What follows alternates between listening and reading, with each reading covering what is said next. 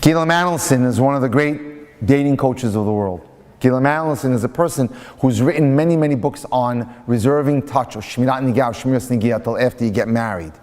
She was not always from. As a matter of fact, she wasn't from. And she went to Eretz Yisrael because she was sponsored to go, something like a Project Birthright. And there someone took her to a wedding, of a frum wedding. And there she is in her jeans. And someone whispers to her and says, you know, they've never touched. I said, no, you're crazy. Can't possibly be. How could be? Man and woman not touching.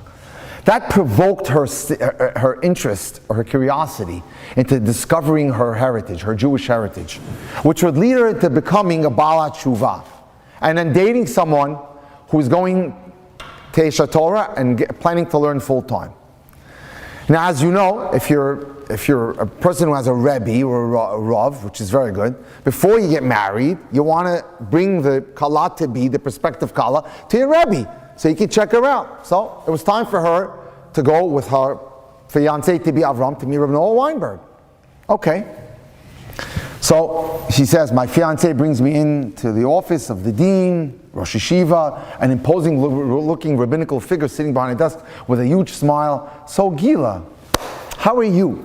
And asks her a few questions about life, what college she attends, what major she's studying. So tell me, Gila, what's your definition of love? And she's thinking to herself, you know, I'm doing so well with the rabbi, so I took a crack at it. You know, I was doing very well with him.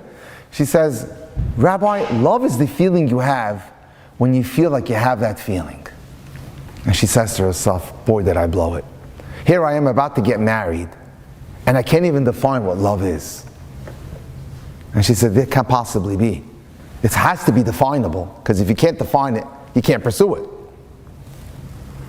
And she says to herself, love is probably the most misunderstood word in the world.